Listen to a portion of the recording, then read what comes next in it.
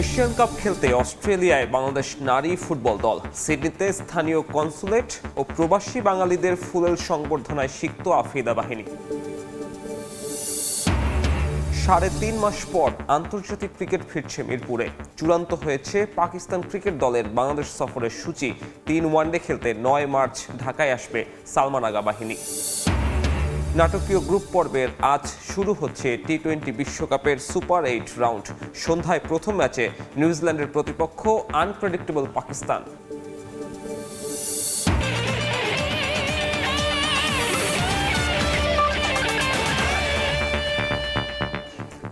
বিশ্বের নানা প্রান্তের খেলাধুলার খবর জানিয়ে দিব আমি সাব্বির মিথুন। শুরুতেই শহীদ দিবস ও আন্তর্জাতিক মাতৃভাষা দিবসের খবর। এই মুহূর্তে কেন্দ্রীয় শহীদ মিনার থেকে যুক্ত হচ্ছেন ফারুক ভূঁইয়া রবিন এবং শাহরিয়ার শৌমিক। সরাসরি শুরুতেই যাচ্ছি রবিনের কাছে। রবিন, ১৯৫২ দারুণ রক্তিম পুষ্পাঞ্জলি বুকে নিয়ে আছে সগৌরবে মহীয়সী।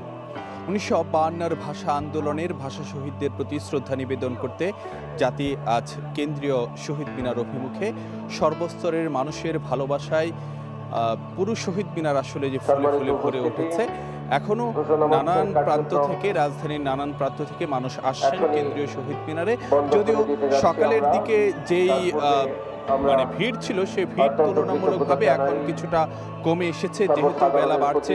একটি বিষয় যদি আপনাদেরকে জানাতে চাই যে গত রাত ২১-এর প্রথম প্রহরে জাতির পক্ষ থেকে রাষ্ট্রপতি ও প্রধানমন্ত্রী শুরুতে কেন্দ্রীয় শহীদ মিনারে ফুল দিয়ে শ্রদ্ধা জানিয়েছিলেন ৫২ ভাষা সংগ্রামীদের প্রতি বা ভাষা শহীদদের প্রতি। তারপর কিন্তু এই কেন্দ্রীয় রাষ্ট্রের গুরুত্বপূর্ণ ব্যক্তিদের শ্রদ্ধা নিবেদনের পর কেন্দ্রীয় শহীদ মিনার উন্মুক্ত করে দেওয়া হয়েছিল সর্বস্তরের মানুষের জন্য। তারপর সেহরি পর্যন্ত মানুষজনের মোটামুটি একটি ভিড় ছিল, কিন্তু সেহরি থেকে সকাল ৬:৩০ নাগাদ এই ভিড় তুলনামূলকভাবে কম ছিল। তারপর ৬:৩০, ৭টা থেকে ধীরে ধীরে ভিড় বাড়তে শুরু করে এবং সকাল ১০টা ১১টা নাগাদ যেই মানুষের যে স্রোত ছিল কেন্দ্রীয় শহীদ মিনার অভিমুখে যে ঢল ছিল, সেটি কিন্তু একটা পর্যায়ে গিয়ে পলাশী মোড় ছাড়িয়ে নীলক্ষেত নিউ মার্কেট পর্যন্ত গিয়ে মানুষের যে দীর্ঘ সারি সেটি গিয়ে ঠেকেছিল।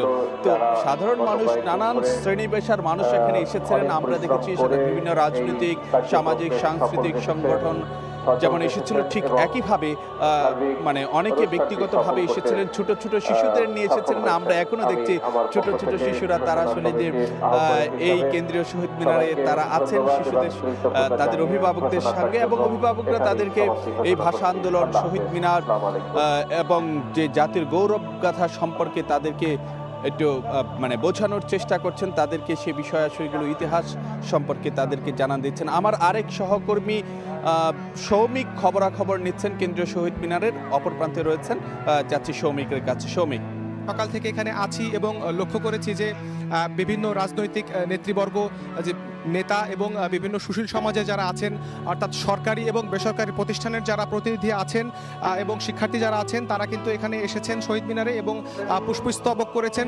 এবং তারা যে ১৯৫২ সালে যে ভাষা আন্দোলনের যে গৌরব, সেই গৌরব মাখা মুহূর্ত আরেকবার স্মরণ করতে ৭৪তম বারের মতো স্মরণ করেছেন এবং তারা একে অপরের সাথে ভাগাভাগি করেছেন। আমরা রাজনৈতিক ব্যক্তিবর্গ, বিশেষ করে বিএনপি থেকে মনোনীত যে সংসদ সদস্য যারা ছিলেন, তারা এখানে এসেছিলেন, তাদের সাথে আমরা কথা বলেছি। এবং সুশীল সমাজ যারা ছিলেন তাদের সাথে কথা বলেছি। শিশু কিশোর থেকে শুরু করে বয়োবৃদ্ধ অনেকেই ছিলেন। এমনকি আমরা দেখেছি যে ৫২ সালের ভাষা আন্দোলনের যে যারা নিজ প্রত্যক্ষদর্শী ছিলেন, এরকম প্রত্যক্ষদর্শীদের সাথে আমরা কথা বলেছি। তারা তাদের যে অনুভূতি, তাদের ভাষা আন্দোলনের ৭৪তম বছরে যে তাদের অনুভূতি, সেই অনুভূতি আমাদের সাথে ভাগাভাগি করেছেন। এবং তারা জানিয়েছেন যে এই ৭৪তম বছরেও যে বাঙালির ঐতিহ্যপূর্ণ যে ১৯৫২ সালের ভাষা আন্দোলন, সেই ভাষা আন্দোলন এখন পর্যন্ত গৌরবের সাথে বাংলাদেশে চলমান আছে। এটি যেন এই জাতি যতদিন থাকবে, এই দেশ যতদিন থাকবে, বিশ্বের বুকে বাংলাদেশের মানচিত্র যতদিন থাকবে, সেটি যেন চলমান থাকে, এমনটি কিন্তু প্রত্যাশা করেছেন। দর্শক, এর আগে আমরা দেখেছি যে ২১শে ফেব্রুয়ারির প্রথম প্রহরে কিন্তু বাংলাদেশের নব্য প্রধানমন্ত্রী তারেক রহমান এবং যে রাষ্ট্রপতি শাহাবুদ্দিন চুপ্পু তিনি ফুল দিয়েছেন এবং এরপরে পর্যায়ক্রমে সরকারি বিভিন্ন মন্ত্রীরা এখানে সরকার দলের মন্ত্রীরা এখানে ফুল দিয়েছেন এবং পরবর্তীতে আজ সেহরির পরে সকাল 6:30 দিকে কিন্তু জনসাধারণের জন্য এই শহীদ মিনার উন্মুক্ত করে দেওয়া হয় এবং তারপর থেকে এখন পর্যন্ত কিন্তু এখানে জনগণ আসছেন এবং এখানে শহীদ বেদিতে ফুল দিয়ে শ্রদ্ধা জানাচ্ছেন। শহীদ মিনার থেকে এই ছিল আমার কাছে সর্বশেষ তথ্য। শহীদ মিনার থেকে যুক্ত হয়েছিলেন দুই সহকর্মী রবিন এবং শৌমিক। এবারে চলে যাব খেলার সময়ে। শুরুতেই নারী ফুটবল এশিয়ান কাপ খেলতে অস্ট্রেলিয়ার সিডনিতে পৌঁছেছে বাংলাদেশ নারী ফুটবল দল।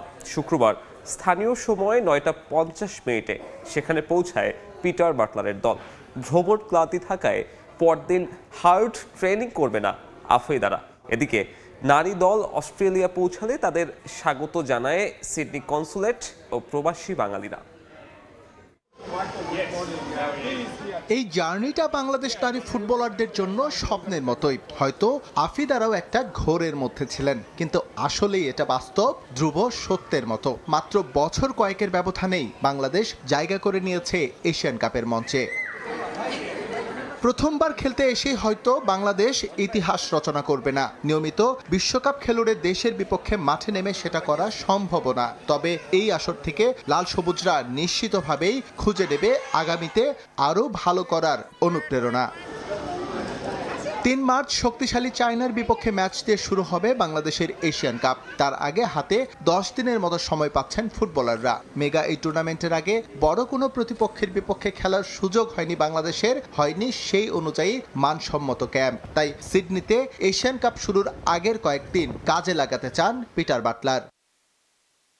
বাফুফে এখনও চেষ্টা চালিয়ে যাচ্ছে অস্ট্রেলিয়ার স্থানীয় কোনো ক্লাবের বিপক্ষে প্রস্তুতি ম্যাচ আয়োজনের। তবে সেই নিশ্চয়তা মেলেনি এখনও। আফিদাদের ভরসা আপাতত কয়েকদিনের অনুশীলন। লক্ষ্য এই সময়ের মধ্যে অন্তত সিডনির কন্ডিশনের সঙ্গে নিজেদের খাপ খাইয়ে নেয়া।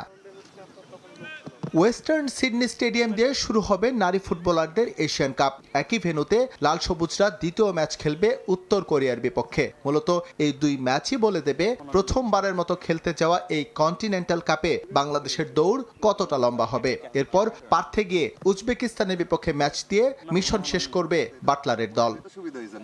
এস এম ইকবাল, সময় সংবাদ। আগামী 6 মার্চ থেকে শুরু হতে যাচ্ছে বাংলাদেশ ফুটবল লিগের দ্বিতীয় লেগ। তবে 2 রাউন্ড শেষে আবারও 28 দিনের বিরতিতে যাবে বিএফএল।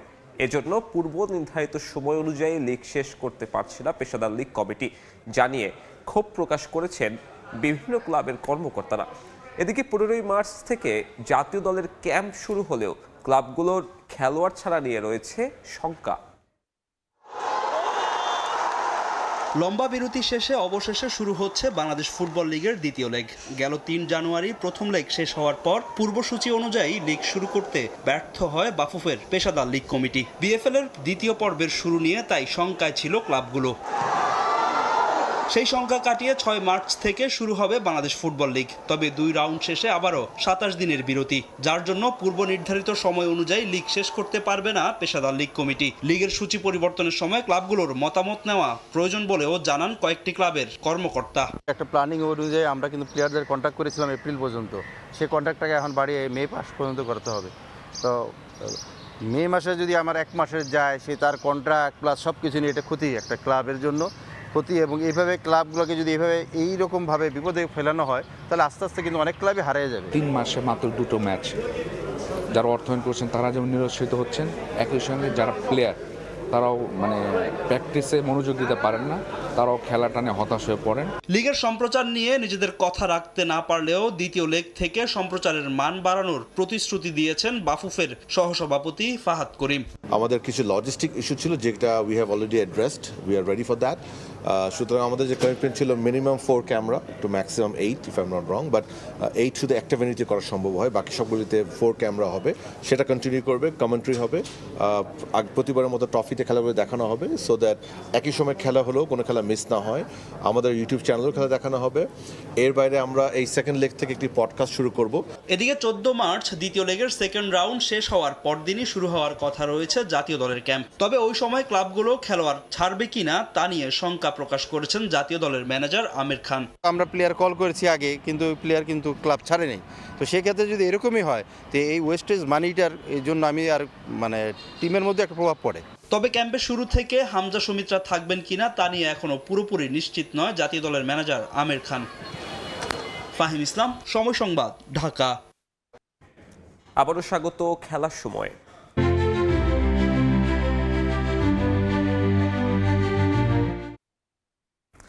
চূড়ান্ত হয়েছে পাকিস্তান ক্রিকেট দলের বাংলাদেশ সফরের সূচি।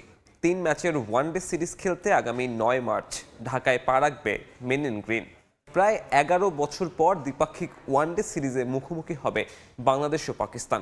সবশেষ 2015 সালে টাইগারদের বিপক্ষে দ্বিপাক্ষিক সিরিজ খেলেছিল পাকিস্তান। এই সিরিজ দিয়েই প্রায় 3.5 মাস পর আবারও আন্তর্জাতিক ক্রিকেটে ফিরবে লিটন তাসকিনরা। 9 মার্চ ঢাকায় আসবে বাবর আজমরা।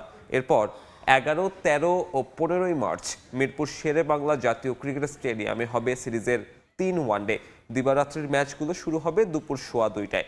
এই সিরিজ দিয়েই সরাসরি বিশ্বকাপে জায়গা নেয়ার শুরু হবে লড়াই বাংলাদেশের। আগামী বছরের 31 মার্চের মধ্যে র্যাঙ্কিংয়ের 9-এ থাকলে সরাসরি বিশ্বকাপে খেলবে টাইগার্স।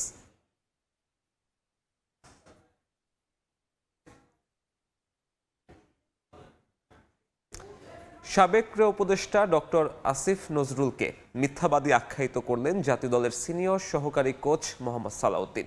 টি-20 বিশ্বকাপে না যাওয়ার সিদ্ধান্ত কোনোভাবেই ক্রিকেটারদের ছিল না। বিশ্বকাপ নিয়ে আসিফ নজরুলের বক্তব্যের প্রতিক্রিয়ায় এমন বিস্ফোরক মন্তব্য করেন সালাউদ্দিন। দেশের সর্বোচ্চ বিদ্যাপীঠের একজন মানুষ, উনি এইভাবে মিথ্যা কথা বলবে, এটা আসলে আমরা আসলে মানতে পারতেছি না। মানাটা আসলে মানে কীভাবে মানবে এটা আসলে আমার বলার মতো না, যে উনি কি বলে আসলো আর উনি এসে কীভাবে ইউটার্নটা নিল। আমি তো জানি আমার 2টা প্লেয়ার কোমাতে চলে গেছিলো, 5 দিন ধরে কোথায় বলে হারাই গেছিলো। সে কিন্তু ওয়ার্ল্ড কাপের জন্য প্রিপারেশন নিচ্ছে যে আজকে ওই সিরিজে আমি খেলবো। তার জন্য এটা আসলে কতটা পেইনফুল সেটা সে ভালো জানে। পাকিস্তান নিউজিল্যান্ড ম্যাচ দিয়ে শুরু হচ্ছে টি-20 বিশ্বকাপের সুপার 8 পর্ব। কলম্বোতে ম্যাচটি শুরু হবে সন্ধ্যা 7:30টায়। গ্রুপ পর্বের 3 ম্যাচই কলম্বোতে খেলেছে ম্যান ইন গ্রিন। উইকেট পরিচিত থাকায় এই ম্যাচে সুবিধাজনক অবস্থানে থাকবে তারা। আর এই ভেন্যুতে পাকিস্তানের স্পিনারদের আধিপত্য দেখা গেছে বিগত ম্যাচগুলোতে। তাই এই ম্যাচে তেমন পরিবর্তন করতে চাইবে না পাকিস্তান। যদিও পাকিস্তানের বিপক্ষে শেষ 5 ম্যাচের 4টিতেই জয় পেয়েছে নিউজিল্যান্ড। যদিও এ ম্যাচে নিউজিল্যান্ডের কাছে বড় চ্যালেঞ্জ ভেন্যু পরিবর্তন। গ্রুপ পর্বে তারা ভারতের চেন্নাই ও আহমেদাবাদে ম্যাচ খেলার পর প্রথমবারের মতো শ্রীলঙ্কার মাটিতে নামবে। এতে মানিয়ে নিতে কিছুটা বেগ পোহাতে পারে ব্ল্যাক ক্যাপস। তবে আশার আলো নিউজিল্যান্ডের ব্যাটিং অর্ডার। গ্রুপ পর্বে দারুণ ছন্দে ছিল তারা। আবারও স্বাগত খেলার সময়। বরফ আর পাহাড়ের বুকে দীর্ঘ 17 দিনের লড়াই শেষে ফুরিয়ে এলো মিলানো কর্টিনা শীতকালীন অলিম্পিকের সময়। রোববার ইতালির ঐতিহাসিক শহর ভেরোনায় জমকালো সমাপন অনুষ্ঠানের মাধ্যমে নিভিয়ে ফেলা হবে অলিম্পিক মশাল। ইতালির ভেরোনা, যে শহরকে বলা হয় প্রেম আর ইতিহাসের জনপদ, সেই ভেরোনার ইউনেস্কো স্বীকৃত প্রথম শতাব্দীর প্রাচীন রোমান এমফি থিয়েটার এখন সেজেছে এক নতুন সাজে। যেখানে একসময় গ্ল্যাডিয়েটরদের লড়াই চলত, সেখানেই অলিম্পিক সমাপনী অনুষ্ঠানের প্যারেড করবেন বিশ্বের সেরা অ্যাথলিটরা। 17 দিনের রোমাঞ্চকর লড়াই শেষে মিলানো কর্টিনার এই বিদায় বেলাকে ইউনিক বা অনন্য করার প্রতিশ্রুতি আয়োজকদের। সমাপনী অনুষ্ঠান হলো উপলব্ধির সময়। অ্যাথলেটরা জানেন তারা কতটা দিতে পেরেছেন। এটি বিচ্ছেদের বিষাদে ভরা এক মুহূর্ত হলেও এর ভেতর জড়িয়ে আছে অসাধারণ সব স্মৃতি। অ্যাথলেটরাই হবেন এই অনুষ্ঠানের মূল নায়ক। আমরা এমন এক উৎসব তৈরি করছি যা ভেরোনায় আসা মানুষ কোনোদিন ভুলবে না। una festa con un velo di malinconia. সমাপনী অনুষ্ঠানের নাম রাখা হয়েছে বিউটি ইন অ্যাকশন বা কর্মে সৌন্দর্য, যেখানে তুলে ধরা হবে ইতালীয় শিল্প, সঙ্গীত আর গল্প বলার চিরাচরিত সংস্কৃতি। ব্যালের মঞ্চ মাতাবেন রবার্তো বোলে, গানে থাকবেন আচিল লাউরো আর গ্যাব্রি পন্তে, সঙ্গে ফান্দাসিয়ন অ্যারিনা ডি ভেরোনার বিশাল অর্কেস্ট্রা আর সঙ্গীত দল তৈরি করবে এক মায়াবী সুরের আবহ। এই পরিবেশনা কেবল খেলাধুলার সমাপ্তি নয়, বরং ইতালীয় আভিজাত্যের এক প্রদর্শনী হতে যাচ্ছে। আমরা চাই মানুষ যখন এই অনুষ্ঠানটি দেখবে তারা যেন বলে এটি আসল ইতালি যা আমরা কল্পনা করি। আমরা চাই বিশ্বকে আবারও আবেগে ভাসাতে এবং কয়েক শতাব্দীর মতো আবারও অনুপ্রেরণার উৎস হতে। জয় পরাজয়ের হিসেব শেষে অলিম্পিক মশাল নিভে যাবে ঠিকই, কিন্তু ভেরোনার এই প্রাচীন দেয়ালে প্রতিধ্বনিত হবে 17 দিনের অদম্য সাহসের গল্প। শীতকালীন অলিম্পিকের এই বিদায়বেলা তাই কেবল শেষ নয়, বরং নতুন এক শুরুর অপেক্ষা। নিয়ন মোহাইমিন, সময় সংবাদ। খেলার সময়ের শীর্ষ সংবাদগুলো জানিয়ে দিচ্ছে আরেকবার। এশিয়ান কাপ খেলতে অস্ট্রেলিয়ায় বাংলাদেশ নারী ফুটবল দল। সিডনিতে স্থানীয় কনসুলেট ও প্রবাসী বাঙালিদের ফুলেল সংবর্ধনায় সিক্ত আফ্রিদা বাহিনী। নাটকীয় গ্রুপ পর্বের পর আজ শুরু হচ্ছে টি-20 বিশ্বকাপের সুপার 8 রাউন্ড। সন্ধ্যায় প্রথম ম্যাচে নিউজিল্যান্ডের প্রতিপক্ষ আনপ্রেডিক্টেবল পাকিস্তান।